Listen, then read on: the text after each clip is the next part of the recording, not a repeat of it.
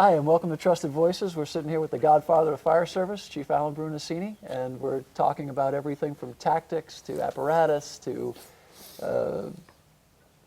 evolutions and changes that have occurred to him during his nearing 2 years shy of a 50-year career, right? 1918 will be 50. 2018 will be 50 years. 1918 was a good year. That was yeah. Yeah. Wilson was in office. That's the war right. was raging. That's right. The doughboys were out. Bismarck was still out there. So we're kind of rambling on here, but I want to talk to Chief a little bit about something that comes up routinely. I don't care where we are, where I see a class about teaching the millennials or teaching the X generation versus the Y generation or this and that. And the Chief has watched three, going on 4 generations come through the fire service, including your own. Mm-hmm. That had to be 4. So what do you see, what do you think when you hear about, teaching the millennials or reaching the millennials, or and what do you think about when you hear people say, and this is my favorite line, they're not like we were. I often want to say, thank God. Thank heaven. Thank God. Thank God. Yeah. Yeah. So how does that bounce off you after? Let me say a little experience that I had. It really doesn't make much difference what you think. And I was in a staff meeting when I was still employed. And some young kid who was a firefighter did something, I don't know what he did, something that was out of balance. Well, it wasn't horrible, but we were kind of yelling. Us old guys were yelling about it. And I don't know, I just blurted it out. I said, why do we have to hire these damn little kids? And somebody in the back of the room said, because all their body parts work. Yeah. Bastards. Yeah. All their body parts work. That's who you hire. I mean, right. To be firefighters in the process. Right. That's why they recruit Marines at 18. For a lot it's hard to get the 40-year-old to show up. That's right. Personally, I think the kids today are terrific. Honestly, I do too. I think they're great kids. I think they have a different dynamic in their attention span. They have been raised with electronics. I think electronics, and some people who study it say it changes a little bit of the neural pathways in their brain because they've been raised with it. And you see just literally infants who are manipulating electronionic devices. My grandson's 2, and he can handle an iPad. And you're thinking, it was 2. At 2 years old. And you're thinking, I suck on the iPad. I know it. Yeah. In fact, I wish that I need to call your grandson to figure out how to put page numbers on what I send him, Mary Jane. I don't know how to do it on my iPad. Yeah. No, but they come from, like every generation, they come from the factory with their own little mud flaps of their own in the process. The part that I just is excruciating to me is simply when we're mean to them. In other words, when we, I've written about it and talked about it, the chainsaw dilemma is I'll get with a bunch of middle-aged firefighters and they'll start pissing and moaning about kids that we're hiring, and they'll say, I got this damn little kid now, and he doesn't even know how to start a chainsaw. I'm thinking, so what? I've been in the fire service about as long as anybody. I've never physically touched a chainsaw. Now, this guy is obviously a chainsaw whisperer, or whatever the hell the guys that run chainsaws are. I don't know. Like your son-in-law. They know how to deal with chainsaws. Okay, yeah. I said, if you want somebody to do something, what should you do? Well, I guess train them. Wow, what if that caught on? But they make a value judgment by describing a person, or they define a person, and then they create an expectation that will put that person at a disadvantage in a system where nobody ever leaves. Right. So if that kid, let me call him that, and I mean that affectionately, stays in the system 40 years, that guy will always put him at a disadvantage because when he had been here 2 weeks, he couldn't figure out a chainsaw. Well- and if you trained him for 2 hours on the chainsaw, he could start it as well as this old salt did. It just, to me, that is such a, just simply a waste of resource that is so easy for us to fix if somehow we could convince bosses to say, don't devalue people in the system don't devalue anybody in the system ever. But God, don't devalue somebody that's going to spend 40 years here. Well, and I think the assumption that some people make is because they had an experience that everybody had that experience growing up. So in other words, you get a firefighter. Years ago, we all did our own lawns. There's a lot of folks today don't do their own lawns, and so that kid doesn't grow up working the lawnmower and the hedge trimmer and the chainsaw. He's not felling limbs with his dad, because the lawn company comes and does that. It's just that's a modern reality. So when we hire these young people, there was a young guy the other day. I want to talk about our toilet story in a minute. Remind me of a great toilet story, but. There was a young kid the other day in Tulsa, and the Tulsa guys won't mind me telling this story, who went out with the lawnmower and went out there and went down and mowed the heads off of every sprinkler in the yard. And they went to him and said, what are you doing? And he said, I don't know, I've never worked a lawnmower before. He goes, I didn't know you couldn't go over those things. And they stopped him right there and they said, okay, in recruit school, we're going to teach people how to use lawnmowers and how to do the lawn. I said, good for you. Perfect. So that's the important takeaway. Don't devalue them. Use their skill sets. We talked about having one in the cab working the iPhones. Yeah. But the story we were told the other day, the chief and I go out from time to time and talk to people together. I wouldn't really call it teaching. We basically do this. And we're having a conversation with some great guys, wonderful guys, and they were telling us about a phenomena that they're seeing, which we never saw in our careers. And you just said it: people don't leave. But what we're seeing today is that they are leaving. Yeah. Occasionally, they're hiring folks, and they're doing this for a year or 2 or 5, and then they're leaving. And they told us a story about a young man who left because he felt he was being dealt with unfairly, because he had to clean the toilets. And the chief gave a great dissertation on how to correctly clean toilets because he was employed as a janitor. Well, I told a story when I worked on this fire truck. I was a brand new firefighter, and I worked in an old WPA fire station, a 3-story fire station, and there were like 13 bathrooms in this fire station. There were 13 rooms that had bathroom fixtures, let me call it that. And the youngest person cleaned the bathrooms. So I was the youngest person. I think I was the booter in that station like for 4 years.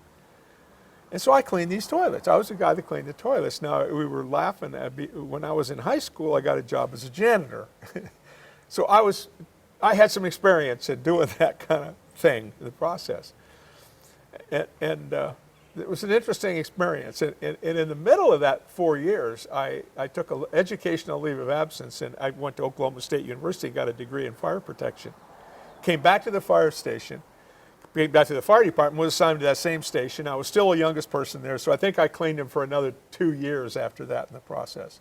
So we were laughing about it, is that I built my career on cleaning toilets in the process. But I guess... it's so odd to me that first of all, I think if the young person says that I'm being treated unfairly because I'm having to clean a bathroom or clean a toilet, to be specific, I don't think that anybody socialized them to let me call it, and I won't even call it the culture, the routine that we have in our system, historically or culturally, if you want to use that word, to say, this is the way we take care of the facilities that we live in, and say, this is what we do. You need to understand this. Now, if cleaning that facility is offensive to you, you probably should not be a firefighter. And I mean that in the most affectionate, supportive kind of way.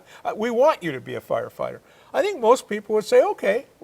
But I don't know, do we ever explain that to people? No, and that was that was the point. When we say, yeah, when we dug in with the gentleman who raised that, no one had ever sat down with this young man and said, this is why we do these house duties, because there's 3 shifts of men and women that come in here, and there's, you know, having a clean bathroom is a big deal. You want it to be clean for the next person, and the reason why we do it at this level is because you have the available time within your, you know, within the parameters of your responsibilities to accomplish that. And as you move up, we'll give you different responsibilities. And no one went through that with him. It was interesting, and it wasn't an isolated comment. A veteran chief came to me the other day and said he was on the fire ground, and a young man who he personally had asked to come into the fire service and had selected and had groomed came up to him and said, "I've never been more disappointed in you." Chief said, "Give me more. What happened?" He goes, "When this fire was over, you didn't help us lift or pack or restock any of that hose. We had to do it all without you." And the chief said, "I had other things to do." And the firefighter was so upset with him, he quit over the fact that this chief, his vision of this chief was a man who would load the hose and do everything, and he had no concept of the responsibilities that the chief had on the fire ground, which and the fellow's telling me the story. Wow, boy, And- that's a, whew. Yeah. Yeah. I've had a problem, and I mean this. I mean this in a positive kind of way. And we say this. It's almost an idiom in the fire service, is saying, "I won't expect you to do anything that I wouldn't do." I don't think that's accurate. It should be that I haven't done. That's right. To say, I won't expect you to do anything that I didn't do when I was at your level in your position. But if you think if I'm a battalion chief in most systems, Right. I ain't loading hose. That isn't what my job is. Now, I loaded hose. A million times. I can't tell you how much I stood here and loaded that hose bed. Okay. Nice job, by the way. It ain't bad. Look at that. nice. That's right. Nice Please, bed. Mr. And- Video Man, take a picture of that hose. No. Okay, and say, but shouldn't we explain that culturally to the kid and say, this is the way this works, and say, you don't want me preoccupied with load and hose. You need me to be preoccupied with your position and function. That's what they call on me to do, because I want you alive to load hose when this fire is over. And if I'm preoccupied with how are we going to do the high-rise lay, I don't think you want me thinking about that. I think you want me thinking about, if I got you in there, can I get you out of there? But if you want somebody to do something, train them to do it. Socialize them to do it. Let them give them an opportunity to do it in a safe place where they can make a mistake and get coached. And again, I so think it on. goes back to with the incoming generation, we need to do a better job of describing the system and the positions within the system. Just in the, let me just, this is just a personal reaction. I think that kid's a nutcase, to put it simply. Could be. That I would quit the fire department because the chief didn't load hose. No, that's a, boy. I can remember, and I love the little idioms we have in the fire service. And one of them, and they're, a lot of them are the same, but a lot of them are pretty local. Albuquerque Fire Department had its own language, didn't it? Yeah, absolutely. One of the things, and I heard this when I was a baby in the fire department, they said, and you and I would be arguing, or we'd have some human little disagreement, which is more fun than anything, and I'd say, you know, Bobby, there's a street named for you here.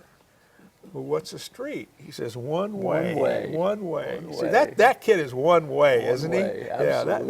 Yeah, that's come Absolutely. on. But I think that, you know, Most places, if you loaded hose, if you tried to load hose, what would the firefighters push tell out you? of the way. They say, get out of It's here, not your chief. job. Get out of here. It's not Go your- back and get your now, car. now, do the firefighters expect you to stop by and say, hey, great job. Beds look great. No, awesome. You guys want to get a cup of coffee? Or, you know, that kind of thing. You mean gratitude, appreciation, and accommodations? Yeah, Oh, absolutely. boy, there's an unnatural act for us. Yeah. Absolutely. Yeah. You know, on the same token, I hate to bring up bad stories to elicit No. good points, but there was a there was a fellow who stopped we had a medal day program that got started in the Albuquerque Fire Department while I was there. It was a great program. People loved it. And we'd give out commendations. And, Yeah. you know, and a fellow came in after my group had gone off into the sunset, and he stopped it because he said, we don't do anything that really deserves a medal in the department anymore. And he had the power at the time to do it. And I said, wow, tough guy. You know, We don't do anything. we don't do anything that yeah. And I'm like, where has he been working? You know, but you wonder. Power is an interesting thing, and what people tend to do with it is even more interesting from time to time. You know, and I don't think we do it enough. You know, for me, I think No. I would love to do a quarterly. You know, Don't worry about doing it too much, because mostly we don't do it at all. So we got a long way to go before we overdo it. Right. Don't worry about that part of it. right? Yeah. People want to know they are doing a good job and that somebody appreciates it. It's just human nature, I think. I used to write, I don't know, what's the smallest Post-it note? 1 inch? Yeah, it was a 1 little- inch square yeah. almost? Yeah. I used to write in green ink when I was a fire chief. I would write, there'd be a report came in, and it was really good stuff. And I would write a Post-it note, and I'd say, good job, Bruno. I'd go into people's offices, and it was framed. Wow. And I'm thinking to myself, we're not commending people enough. When they're framing Post-it notes, and you're thinking, what's the effect of having somebody commend you for something, and they're grateful to not only what you did, but the way you did it? Does that value you? And if you want to get these young people to be where you think they need to be, Does that tell include what them? Exactly. Does it change their self-image? This is Yeah, not yeah. complicated, folks. Come on. You know, we were saying earlier, when we're little, we do things and to please people we love, mom, dad, whoever, and we repeat them because it makes them happy, so it makes us happy. It's not rocket surgery. But on the flip side of that, what if we reject them at that same stage of their lives? In other words, when this guy is pissing and Or moaning about ignore this, that's worse even. But he's yelling about this kid not understanding a chainsaw. And again, what's the effect of that in the process?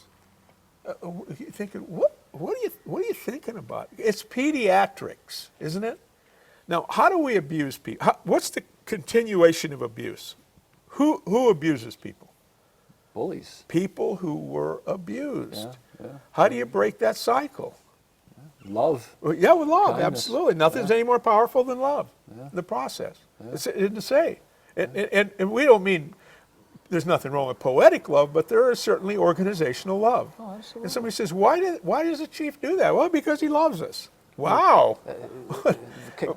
My cop buddies always say, you guys are so weird, you're always hugging each other. And I'm like, yeah. We did a seminar someplace here the last couple months. There was a video clip of 2 handsome young police officers, and they had a sign that said free hugs on the sidewalk. They're standing on the sidewalk. Virtually every person that walked by there got a hug from them. Awesome. And I'm thinking, that's dangerous. That's awesome. Those cops are out of line. Now, what would the effect in that community if the police department did that in a lot of different ways, not just Right. physical hugs, Right, but right. there's a lot of different ways to hugging people. Right. What would the impact of that be? And not only because it was so well known, would Ferguson have been different if the cops had hugged people? Oh, yeah. Yeah, you're thinking, what? Come on, what? Yeah, no, the HR part is, we got to send bosses to school. We got to train people to be bosses. Yeah, I think Because the long and short of it is that the folks that are complaining about the incoming generation may be the problem. what are the incoming generation texting each other about that boss? Well, they're waiting for them to keel over. What are they saying on their phones in the meeting? Right. Where'd you dig up this idiot? Right. Yeah. Or if the guy's cool, he's saying, "This is a neat guy." And I don't mean that in a Right. patronizing Right. kind of way, Right. but you're thinking, if you don't think that those kids have an opinion of you, Oh,